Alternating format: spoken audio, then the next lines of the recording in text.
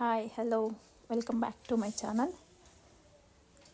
ನೋಡಿ, ಈ ವಿಡಿಯೋದಲ್ಲಿ ಸೂಪರ್ ಡಿಸೈನ್ನ ಎಂಬ್ರಾಯ್ಡಿಂಗ್ ವರ್ಕ್ ಮಾಡಿಸಿದ್ದೀನಿ. ಪ್ಯಾರಟ್ ಡಿಸೈನ್ದು ನೋಡಿ, ಡಿಸೈನ್ ಈ ರೀತಿಯಾಗಿ ಕಾಣಿಸುತ್ತೆ. ನಿಮ್ಗೆ ಡಿಸೈನ್ ಹೇಗೆ ಅನಿಸ್ತು ಅಂತ ಕಮೆಂಟ್ ಸೆಕ್ಷನಲ್ಲಿ ಕಮೆಂಟ್ ಮಾಡಿ, ಓಕೆನಾ?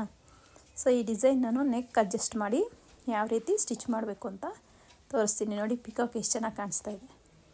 ಪ್ಯಾರಟ್ಟು, ಪಿಕಾಕಲ್ಲ ಪ್ಯಾರಟ್ಟು, ಆಯಿತಾ? ಇದನ್ನು ನೆಕ್ ಅಡ್ಜಸ್ಟ್ ಮಾಡಿ ಯಾವ ರೀತಿ ಸ್ಟಿಚ್ ಮಾಡಬೇಕು ಅಂತ ನಾನು ಈ ವಿಡಿಯೋದಲ್ಲಿ ನಿಮಗೆ ಎಕ್ಸ್ಪ್ಲೈನ್ ಮಾಡ್ತೀನಿ. ಮೊದಲಿಗೆ ಬ್ಯಾಕ್ ಪಾರ್ಟ್ ನಾನು ಅಟ್ಯಾಚ್ ಮಾಡಬೇಕು ಅಂದ್ಕೊಂಡಿದ್ದೀನಿ. ನೋಡಿ, ನನಗೆ ನೆಕ್ ವಿಡ್ತ್ ಬೇಕಾಗಿರೋದು 2.5 ಇಂಚು, ಶೋಲ್ಡರ್ 3 ಇಂಚು, ಆರ್ಮಲ್ ಡೌನು 6.25. ಈಗ ನಾವು ಇದನ್ನು ಎಂಬ್ರಾಯ್ಡರಿ ವರ್ಕ್ಗೆ ನಾವು ನೋಡಿ, ನೆಕ್ ಅವರು ಸ್ವಲ್ಪ ಜಾಸ್ತಿನೇ ಇಟ್ಟಿದ್ದಾರೆ, 3 ಇಟ್ಟಿದ್ದಾರೆ ಅವರು. ನನಗೆ ಬೇಕಾಗಿರೋದು 2.5. ಸೊ ನಾನೀಗ ನೆಕ್ 1/2 ಇಂಚು ಮಾರ್ಕ್ ಮಾಡಿಕೊಂಡು ಅದನ್ನ ಯಾವ ರೀತಿ ಅಡ್ಜಸ್ಟ್ ಮಾಡ್ತೀನಿ ನೋಡಿ. 1/2 ಇಂಚ್ ಮಾರ್ಕ್ ಮಾಡ್ಕೊಂಡು ನೀವು ಅಲ್ಲಿ ಸ್ಟಿಚ್ ಅನ್ನೋದು ಹಾಕ್ಕೊಳ್ತಾ ಬಂದು ಇಲ್ಲಿ ನೆಕ್ ಹತ್ರ ಬಾಟಮಲ್ಲಿ ತೇಲ್ಸ್ಬಿಡ್ಬೇಕು ಸ್ಟಿಚ್. ನೀವು ಅದೇ 1/2 ಇಂಚು ಹಿಡಿತಲ್ಲೇ ನೀವು ಹಾಕ್ಕೊಬಾರ್ದು. ನೋಡಿ, ಈ ರೀತಿಯಾಗಿ ಈಗ ನೋಡಿ ನನಗೆ ಕರೆಕ್ಟಾಗಿ 5 ಇಂಚಸ್ ಬರುತ್ತೆ. ಸೊ ಈಗ ಇದನ್ನು ನಾನು ಲೈನಿಂಗ್ನ ಅದ್ರ ಮೇಲೆ ಹಾಕಿ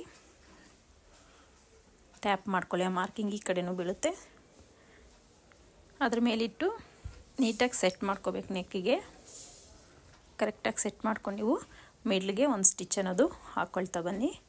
ಬಾಟಮಲ್ಲೂ ಅಷ್ಟೇ, ನೀವು ಅಲ್ಲಿ ಕರೆಕ್ಟಾಗಿ ಗುಂಡು ಪಿನ್ ಹಾಕ್ಕೊಂಡು ಸೆಟ್ ಮಾಡ್ಕೊಳ್ಳಿ, ಎಲ್ಲಿ ಕರೆಕ್ಟಾಗಿ ಮಿಡ್ಲಿಗೆ ಬರುತ್ತೆ ಅಂತ. ಈ ರೀತಿ ಗುಂಡು ಪಿನ್ ಹಾಕ್ಕೊಂಡು ಬಟ್ಟೆ ಜರಗ್ದಂಗೆ ನೀವು ಇಟ್ಕೊಂಡು ಮಿಡ್ಲಿಗೆ ಒಂದು ಲೂಸ್ ಸ್ಟಿಚ್ ಅನ್ನೋದನ್ನು ಹಾಕ್ಕೋತೀನಿ ನಾನಿಲ್ಲಿ. ಬಟ್ಟೆ ಆ ಕಡೆ ಈ ಕಡೆ ಜರುಗಬಾರ್ದು ಅಂತ ಅಷ್ಟೇ. ಈ ರೀತಿ, ಇಲ್ಲಾಂದರೆ ನೀವು ಬೇಕಾದ್ರೆ ಗುಂಡು ಪಿನ್ ಹಾಕ್ಕೊಂಡು ಸ್ಟಿಚ್ ಅನ್ನೋದು ನೆಕ್ಗೆ ಡೈರೆಕ್ಟಾಗಿ ಹಾಕ್ಕೋಬೋದು, ತೊಂದರೆ ಇಲ್ಲ. ಈಗ ನಾನು ಲೈನಿಂಗ್ ಕಡೆಗೇ ಇಟ್ಟು ನೆಕ್ಕಿಗೆ ಸುತ್ತು ಒಂದು ಸ್ಟಿಚ್ ಹಾಕ್ಕೋತೀನಿ. ಪರ್ಫೆಕ್ಟಾಗಿ ನಂಗೆ ನೆಕ್ ಹತ್ರನೇ ಬರೋ ಅವಶ್ಯಕತೆ ಇಲ್ಲ. ಸೊ ಯಾವುದೇ ಕಾರಣಕ್ಕೂ ಲೈನಿಂಗ್ ಫೋಲ್ಡ್ ಆಗಬಾರ್ದು ಅಂತ, ನಾನು ನೀಟಾಗಿ ಬರಲಿ ಅಂತ ಫಸ್ಟ್ ಒಂದು ಸ್ಟಿಚ್ ಅನ್ನೋದು ಹಾಕ್ಕೋತೀನಿ. ಆಮೇಲೆ ನಾವು ಬೇಕಾದ್ರೆ ಟರ್ನ್ ಮಾಡಿ ನೆಕ್ ಕರೆಕ್ಟಾಗಿ ಸ್ಟಿಚ್ ಅನ್ನೋದು ಹಾಕ್ಕೋಬೋದು. ಇಲ್ಲ ಡೈರೆಕ್ಟಾಗಿ ನೀವು ಒಂದೇ ಸಲ ನೆಕ್ ಪಕ್ಕನೇ ಸ್ಟಿಚ್ ಹಾಕ್ತೀನಿ ಅಂದರೆ ಹಾಕ್ಕೋಬೋದು, ತೊಂದರೆ ಇಲ್ಲ. ಈ ರೀತಿ ಹಾಕ್ಕೊಂಡು ನೋಡಿ, ಲೈನಿಂಗ್ ಎಲ್ಲೂ ಫೋಲ್ಡಿಂಗ್ ಅನ್ನೋದು ಬಂದಿಲ್ಲ ನನಗೆ. ಈಗ ನಾನು ಇದನ್ನು ಉಲ್ಟಾ ಮಾಡಿಕೊಂಡು ಆ ಒಂದು ನೆಕ್ ಡಿಸೈನ್ ಹತ್ರನೇ ಅದ್ರ ಪಕ್ಕನೇ ಸ್ಟಿಚ್ ಅನ್ನೋದು ಹಾಕ್ಕೊಳ್ತಾ ಹೋಗ್ತೀನಿ.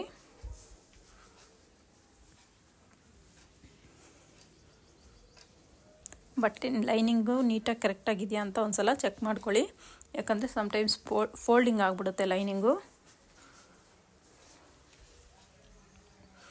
ಈ ರೀತಿ ನಿಧಾನವಾಗಿ ನೆಕ್ ಪಕ್ಕನೇ ನೀವು ಸ್ಟಿಚ್ ಹಾಕ್ಕೊಳ್ತಾ ಹೋಗಬೇಕು. ಯಾರೆಲ್ಲ ಹೊಸದಾಗಿ ನಾನು ವಿಡಿಯೋ ನೋಡ್ತಾ ಇದ್ದೀರೋ ನಮ್ಮ ಚಾನಲ್ನ ಸಬ್ಸ್ಕ್ರೈಬ್ ಮಾಡ್ಕೊಳ್ಳಿ. ಪಕ್ಕದಲ್ಲೇ ಇರೋ ಬೆಲ್ ಐಕನ್ನ ಕ್ಲಿಕ್ ಮಾಡಿ ಆಲ್ ಹತ್ರ ಸೆಟ್ ಮಾಡಿದ್ರೆ ನಾನು ಹಾಕೋ ಪ್ರತಿಯೊಂದು ವಿಡಿಯೋ ನೋಟಿಫಿಕೇಷನ್ನು ನಿಮಗೆ ಮುಂಚಿತವಾಗೇ ಬರುತ್ತೆ. ಹಾಗೆ ಒಂದು ಲೈಕ್ ಮಾಡೋದು ಮಾತ್ರ ಮರಿಬೇಡಿ. ಈಗಲೇ ಒಂದು ಲೈಕ್ ಮಾಡಿಬಿಡಿ ವಿಡಿಯೋಗೆ. ಈ ರೀತಿ ನೀಟಾಗಿ ನೆಕ್ ಪಕ್ಕನೇ ಸ್ಟಿಚಿಂಗ್ ಅನ್ನೋದು ಹಾಕ್ಕೊಳ್ತಾ ಹೋಗಬೇಕಾಗತ್ತೆ.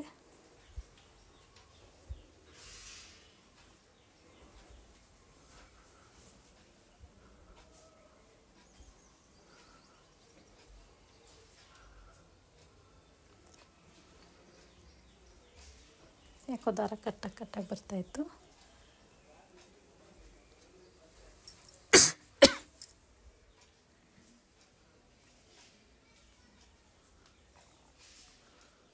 ಈಗ ನಾವು ಈ ಮೇನ್ ಫ್ಯಾಬ್ರಿಕ್ನ ಒಂದು ಸಲ ಓಪನ್ ಮಾಡಿ ನೋಡಿ, ನೆಕ್ ಕರೆಕ್ಟಾಗಿ ನೆಕ್ ಪಕ್ಕನೇ ಬಂದಿದೆಯಾ ಸ್ಟಿಚ್ ಅಂತ.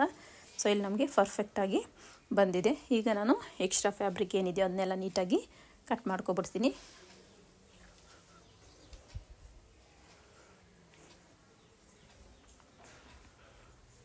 ಈ ರೀತಿಯಾಗಿ ನೀಟಾಗಿ ಕಟ್ ಮಾಡಿಕೊಂಡು ಆ ಟರ್ನಿಂಗ್ಸಲ್ಲೆಲ್ಲ ನೀಟಾಗಿ ಕಟ್ ಮಾರ್ಕ್ಸ್ ಇಟ್ಕೋಬೇಕು. ಕಟ್ ಮಾರ್ಕ್ಸ್ ಇಟ್ಕೊಂಡ್ರೆ ನಿಮ್ಗೆ ನೀಟಾಗಿ ಬಟ್ಟೆ ಟರ್ನ್ ಆಗುತ್ತೆ. ಜಾಸ್ತಿ ಬಟ್ಟೆ ಬಿಟ್ಟರು ನಿಮಗೆ ಫಿನಿಶಿಂಗ್ ನೀಟಾಗಿ ಬರೋಲ್ಲ. ಸೊ ಒಂದು 1/4 ಇಂಚಿಗಿಂತ ಸ್ವಲ್ಪ ಜಾಸ್ತಿ ಬಿಟ್ಟರೆ ಸಾಕು. ಈ ರೀತಿ ಎಲ್ಲ ಕಟ್ ಮಾರ್ಕ್ಸ್ ಇಟ್ಕೊಂಡು ನೀವು ಕ್ಲಾತ್ನ ಟರ್ನ್ ಮಾಡ್ಕೋಬೇಕಾಗತ್ತೆ.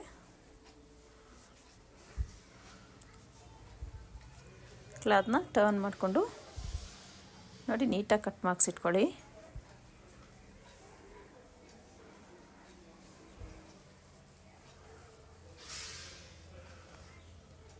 ಈಗ ಕ್ಲಾತ್ನ ಟರ್ನ್ ಮಾಡಿಕೊಂಡು ಲೈನಿಂಗ್ ಮೇಲೇ ಆ ಕಾರ್ನರ್ಗೊಂದು ಸ್ಟಿಚ್ ಹಾಕ್ಕೊಳ್ಳಿ. ಕಿನಾರೆ ಸ್ಟಿಚ್ ಅಂತಾರೆ ಅದನ್ನ.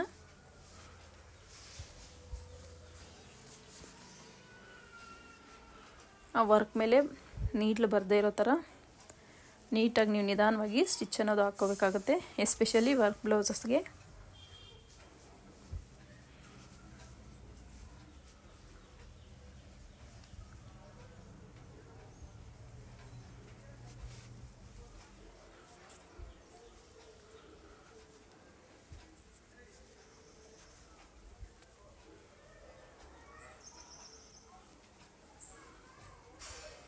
ಈ ರೀತಿಯಾಗಿ ಪೂರ್ತಿ ನೀವು ಬ್ಯಾಕ್ ಪಾರ್ಟ್ ಏನಿದೆ ಅದಕ್ಕೆಲ್ಲ ನೀಟಾಗಿ ಕಿನಾರೆ ಸ್ಟಿಚ್ ಹಾಕ್ಕೋಬೇಕು ಲೈನಿಂಗ್ಗೆ.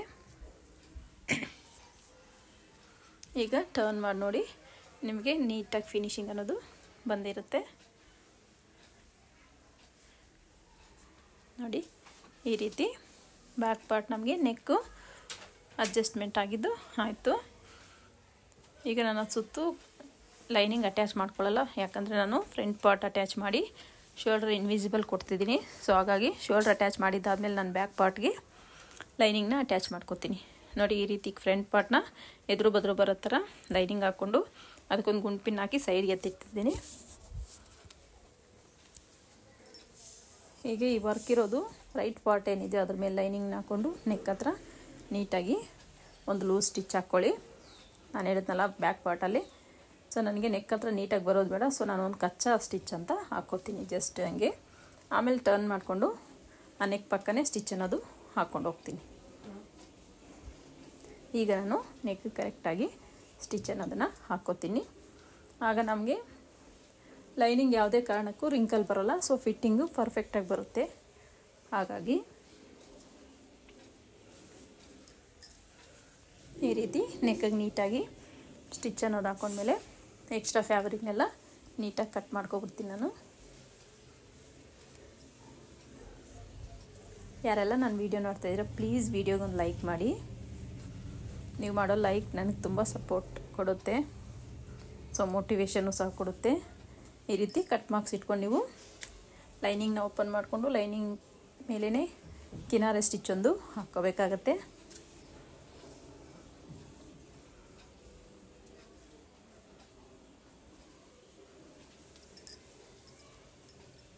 ಈ ರೀತಿ ಹಾಕ್ಕೊಂಡು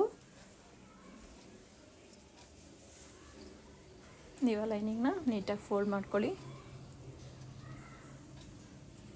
ಫೋಲ್ಡ್ ಮಾಡಿಕೊಂಡು ನೋಡಿ ಅದು ವರ್ಕ್ ಇದೆಯಲ್ಲ ಸ್ವಲ್ಪ ತಿಕ್ಕಾಗಿದೆ, ಅದು ಫುಟ್ ಸ್ವಲ್ಪ ಮೇಲಕ್ಕೆ ಎತ್ಕೊಂಡ್ರೆ ಅದು ಥ್ರೆಡ್ ಕಟ್ ಆಗ್ತೈತೆ. ಸೊ ನೀವಿಲ್ಲಿ ಕೇರ್ಫುಲ್ಲಾಗಿ ಸ್ಟಿಚ್ ಅನ್ನೋದು ಹಾಕ್ಕೋಬೇಕಾಗತ್ತೆ. ನಾನೊಂಚೂರು ಫೂಟ್ನ ಮೇಲೆ ಎತ್ಕೊಂಡು ಸ್ಟಿಚ್ ಅನ್ನೋದು ಹಾಕ್ಕೊಳ್ತಾ ಬರ್ತೀನಿ. ಆವಾಗ ನಮಗದು ಸ್ಟೋನ್ದು ಲೇಸು ಮತ್ತು ಚೈನ್ಸ್ ಲೈನ್ ಇದೆಯಲ್ಲ ಅವೆಲ್ಲ ಏನು ಒಡೆದೋಗ್ದಂಗೆ ನೀಟಾಗಿ ಬರುತ್ತೆ.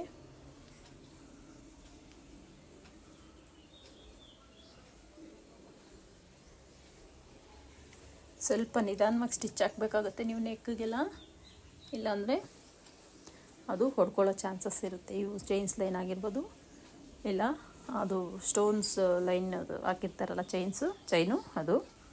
ಈಗ ಸ್ಟಿಚ್ ಆಯಿತು. ಈಗ ಸುತ್ತು ಲೈನಿಂಗ್ನ main ಫ್ಯಾಬ್ರಿಕ್ಗೆ attach ಮಾಡ್ಕೊಬಿಡ್ತೀನಿ.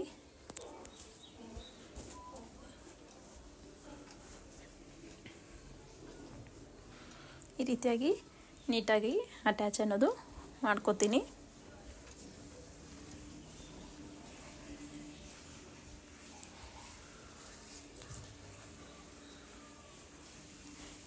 Attach ಮಾಡ್ಕೊಂಡಿದ್ದಾದಮೇಲೆ extra fabric ಏನಿದೆಯೋ ಅದನ್ನೆಲ್ಲ ನೀಟಾಗಿ ಕಟ್ ಮಾಡ್ಕೊಬಿಡ್ತಾ ಇದ್ದೀನಿ.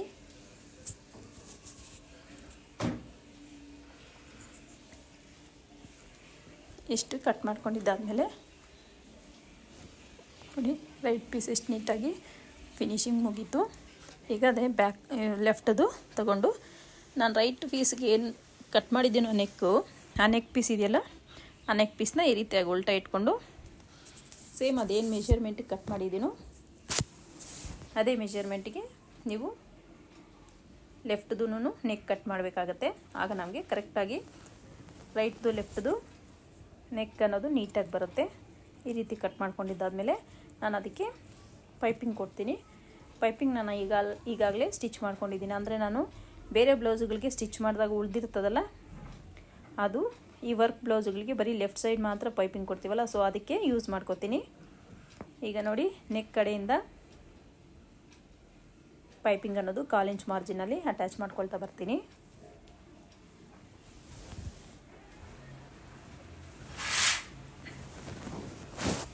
ಈ ರೀತಿಯಾಗಿ 1/4 ಇಂಚ್ ಮಾರ್ಜಿನಲ್ಲಿ ನೆಕ್ ಅನ್ನೋದು ನೀಟಾಗಿ ಅಟ್ಯಾಚ್ ಮಾಡ್ಕೊಳ್ತಾ ಬಂದೆ.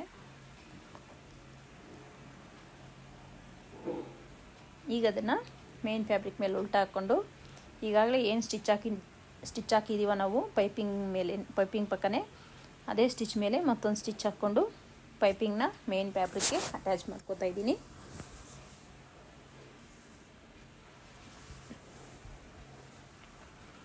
ಈಗ ಎಕ್ಸ್ಟ್ರಾ ಫ್ಯಾಬ್ರಿಕ್ನೆಲ್ಲ ನೀಟಾಗಿ ಕಟ್ ಮಾಡಿಕೊಂಡು ಮೇನ್ ಫ್ಯಾಬ್ರಿಕ್ನ ಟರ್ನ್ ಮಾಡ್ಕೊತೀನಿ.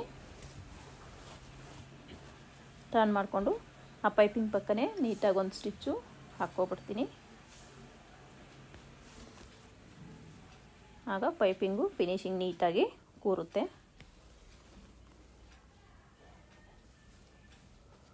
ಈಗ ಲೈನಿಂಗ್ನ ಮೇನ್ ಫ್ಯಾಬ್ರಿಕ್ ನೀಟಾಗಿ ಅಟ್ಯಾಚ್ ಮಾಡ್ಕೋಬೇಕಾಗತ್ತೆ. ಈ ರೀತಿಯಾಗಿ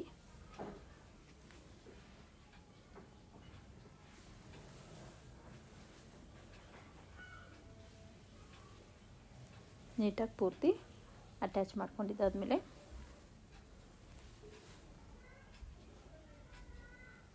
ಎಕ್ಸ್ಟ್ರಾ ಫ್ಯಾಬ್ರಿಕ್ನೆಲ್ಲ ನೀಟಾಗಿ ಕಟ್ ಮಾಡ್ಕೋತೀನಿ.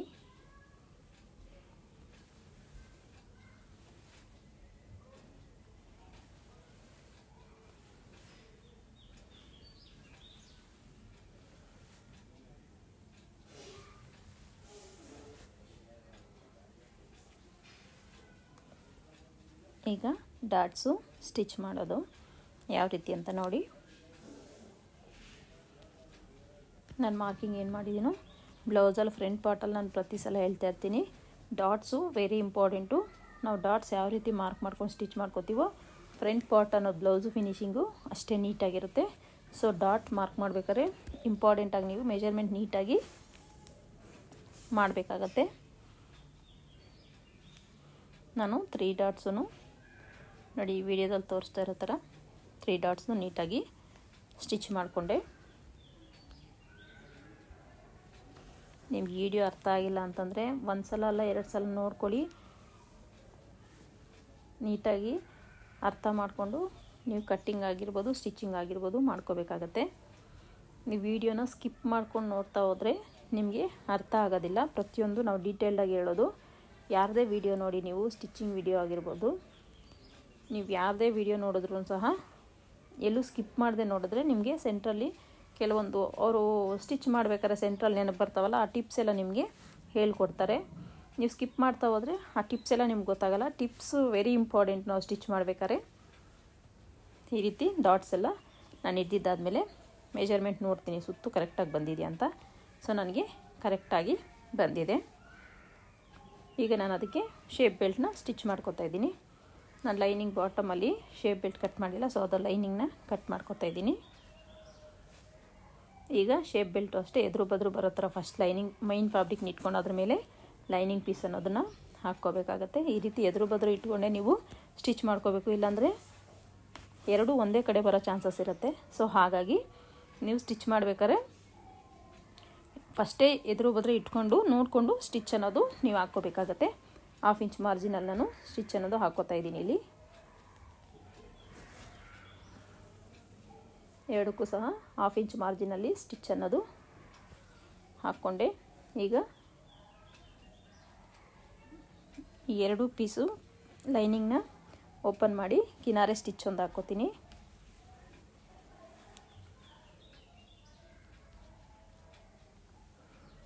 ಎರಡು ಶೇಪ್ ಬೆಲ್ಟು ಕಿನಾರೆ ಸ್ಟಿಚ್ ಆಯಿತು. ಈಗ ಲೈನಿಂಗ್ನ ಸೀದಾ ಮಾಡಿಕೊಂಡು ಮೇನ್ ಪೀಸ್ ಮೇಲೆ ಒಂದು ಕಿನಾರೆ ಸ್ಟಿಚ್ ಹಾಕ್ತೀನಿ ಬಾಟಮಲ್ಲಿ. ಯಾಕೋ ಇವತ್ತು ಮಿಷಿನಲ್ಲಿ ದಾರ ಕಟ್ಟಾಗಿ ಹೋಗ್ತಾ ಇದೆ. ಈ ರೀತಿ ಕಿನಾರೆ ಸ್ಟಿಚ್ ಅನ್ನೋದು ಹಾಕ್ಕೊಂಡು ನಾನು ಶೇಪ್ ಬೆಲ್ಟ್ನ ಫಿನಿಶಿಂಗ್ ಕೊಟ್ಕೋತೀನಿ. ಈ ರೀತಿ ಸ್ಟಿಚ್ ಹಾಕಿದ್ದಾದಮೇಲೆ ಎಕ್ಸ್ಟ್ರಾ ಫ್ಯಾಬ್ರಿಕ್ ಏನಿದೆಯೋ ಅದನ್ನೆಲ್ಲ ನೀಟಾಗಿ ಕಟ್ ಮಾಡ್ಕೋತೀನಿ.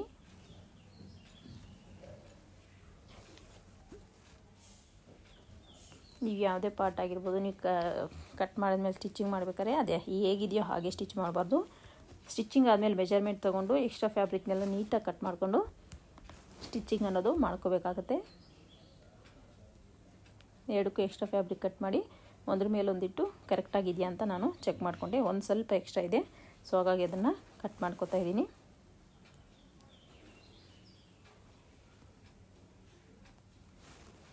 ಈಗ ನಾನು ಇದನ್ನು ಈ ಒಂದು ಲೆಫ್ಟ್ ಪೀಸ್ಗೆ ಮತ್ತು ರೈಟ್ ಪೀಸ್ಗೆ ಅಟ್ಯಾಚ್ ಮಾಡ್ಕೋತಾ ಇದ್ದೀನಿ. ನೋಡಿ 1/4 ಇಂಚ್ ಮಾರ್ಜಿನಲ್ಲಿ ನಾನು ಅಟ್ಯಾಚ್ ಮಾಡ್ಕೋತಾ ಇದ್ದೀನಿ.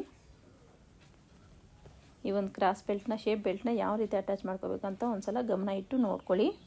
ಎಸ್ಪೆಷಲಿ ಬಿಗಿನರ್ಸ್ ಆದರೆ ಯಾವ ಥರ ಸ್ಟಿಚ್ ಮಾಡಬೇಕು ಅಂತ ಒಂಚೂರು ನೋಡ್ಕೊಳ್ಳಿ. ಒಂದು ಸಲ ಅಲ್ಲದೆ 2 ಸಲ ನೋಡಿ ನಿಮಗೆ ಅರ್ಥ ಆಗುತ್ತೆ. ಅದು ಇನ್ವಿಸಿಬಲ್ ಕೊಡೋದ್ರಿಂದ ಸ್ವಲ್ಪ ಕನ್ಫ್ಯೂಸ್ ಆಗ್ಬೋದು ನಿಮಗೆ. ಸೊ ಹಾಗಾಗಿ ಗಮನ ಇಟ್ಟು ನೋಡಿದ್ರೆ ನಿಮಗೆ ಅರ್ಥ ಆಗುತ್ತೆ. 1/4 ಇಂಚ್ ಮಾರ್ಜಿನಲ್ಲಿ 2 ಲೆಫ್ಟ್ ಮತ್ತು ರೈಟ್ದು ಎರಡು ಚೆಸ್ಟ್ದು ಪೀಸಸ್ ನಾನು ಅಟ್ಯಾಚ್ ಮಾಡ್ಕೊಂಡಿದ್ದೀನಿ ಶೇಪ್ ಬೆಲ್ಟ್ನ.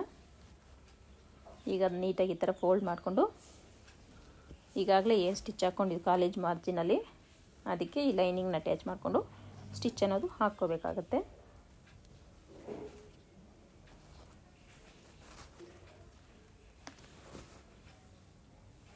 ಆಗ ಒಳಗಡೆ ಇರೋ ಬಟ್ಟೆ ನೀಟಾಗಿ ಆ ಸ್ಟಿಚ್ಚಿಗೆ ಸಿಗಬಾರ್ದು. ಸೊ ಹಾಗಾಗಿ ನೀಟಾಗಿ ಫೋಲ್ಡ್ ಮಾಡ್ಕೊಂಡು ನೀವು 1/4 ಇಂಚ್ ಮಾರ್ಜಿನ್ಗೆ ಸ್ಟಿಚ್ ಹಾಕ್ಕೋಬೇಕಾಗತ್ತೆ.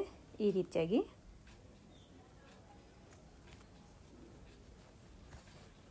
ಇನ್ನೊಂದು ಪೀಸು ಸೇಮ್ ಅದೇ ರೀತಿ ನೀಟಾಗಿ ಫೋಲ್ಡ್ ಮಾಡಿಕೊಂಡು ಈಗಾಗಲೇ ಸ್ಟಿಚ್ ಏನು ಹಾಕ್ಕೊಂಡಿದೆ 1/4 ಇಂಚ್ ಮಾರ್ಜಿನಲ್ಲಿ ಅದಕ್ಕೆ ಲೈನಿಂಗ್ನ ನೀಟಾಗಿ ಅಟ್ಯಾಚ್ ಮಾಡ್ಕೋಬೇಕಾಗತ್ತೆ.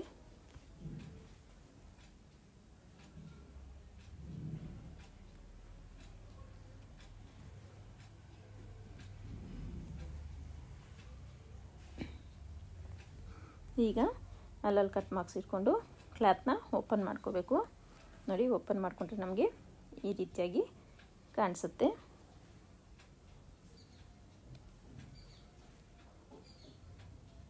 ನೋಡಿ ಚೆಸ್ಟ್ ಪಾರ್ಟು ನೀಟಾಗಿ ಕಪ್ಸು ಎಷ್ಟು ನೀಟಾಗಿ ಬಂದಿದೆ ಅಂತ. ಈಗ ಎಕ್ಸ್ಟ್ರಾ ಇರೋ ಫ್ಯಾಬ್ರಿಕ್ನೆಲ್ಲ ನೀಟಾಗಿ ಕಟ್ ಮಾಡ್ಕೋತೀನಿ. ಶೇಪ್ ಬೆಲ್ಟ್ದು ಅಷ್ಟೇ ಈ ಕಡೆ ಮತ್ತು ಫ್ರಂಟದು ಅಷ್ಟೇ ನೀಟಾಗಿ ಕಟ್ ಮಾಡ್ಕೊಂಡು ಫಿನಿಶಿಂಗ್ ಮಾಡ್ಕೋತೀನಿ.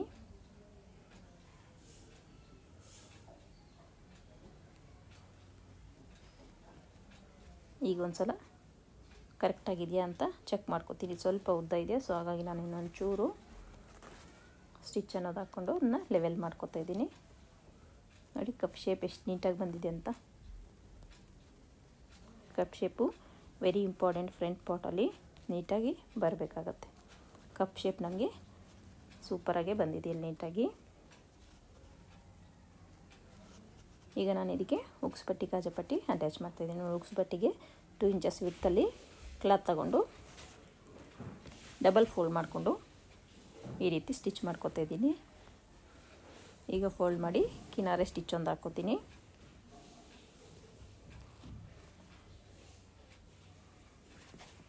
ಈಗ ಅದನ್ನು ಫೋಲ್ಡ್ ಮಾಡಿಕೊಂಡು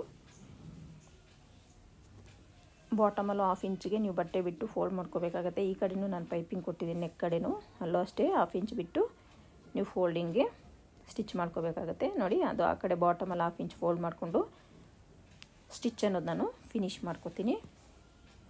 ಮತ್ತು ಇಲ್ಲೂ ಅಷ್ಟೇ ನೆಕ್ ಹತ್ರ 1/2 ಇಂಚ್ ಬಿಟ್ಟಿದ್ದೀವಲ್ಲ, ಸೊ ಅದನ್ನು ಅಷ್ಟೇ ಫೋಲ್ಡ್ ಮಾಡಿಕೊಂಡು ಉಕ್ಸ್ ಪಟ್ಟೆ ಅನ್ನೋದನ್ನು ಫಿನಿಶಿಂಗ್ ಕೊಡ್ತೀನಿ.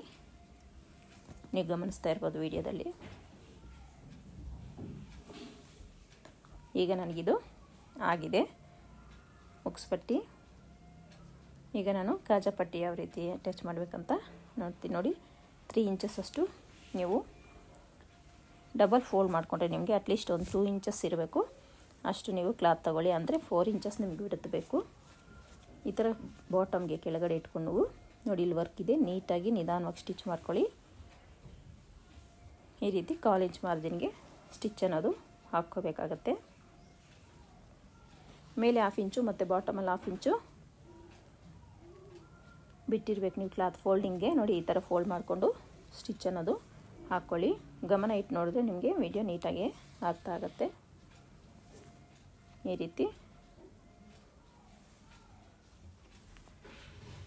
ಈ ರೀತಿ ಸ್ಟಿಚ್ ಅನ್ನೋದು ಹಾಕ್ಕೊಳ್ತಾ ಬಂದು ಇಲ್ಲೂ ಅಷ್ಟೇ ಮೇಲೆ 1/2 ಇಂಚ್ ಎಕ್ಸ್ಟ್ರಾ ಬಿಟ್ಟಿದ್ವಲ್ಲ ಅದು ನೀಟಾಗಿ ಫೋಲ್ಡ್ ಮಾಡಿಕೊಂಡು ಫಿನಿಶ್ ಹಾಕ್ಕೋಬೇಕು.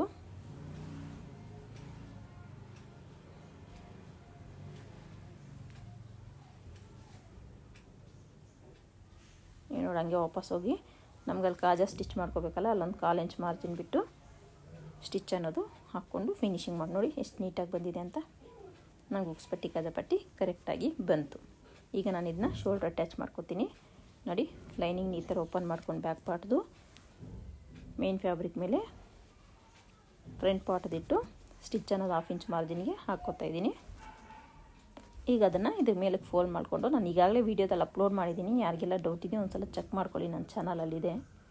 ಇನ್ವಿಸಿಬಲ್ ಶೋಲ್ಡರ್ ಯಾವ ರೀತಿ ಅಟ್ಯಾಚ್ ಮಾಡಬೇಕು ಅಂತ. ಈ ರೀತಿ ಅಟ್ಯಾಚ್ ಮಾಡ್ಕೊಂಡಿದ್ದಾಯ್ತು ನಂದು. ನೋಡಿ ಫಿನಿಶಿಂಗ್ ಅನ್ನೋದು ನಿಮಗೆ ಈ ರೀತಿಯಾಗಿ ಕಾಣಿಸುತ್ತೆ ಇನ್ವಿಸಿಬಲ್ ಆಗಿ.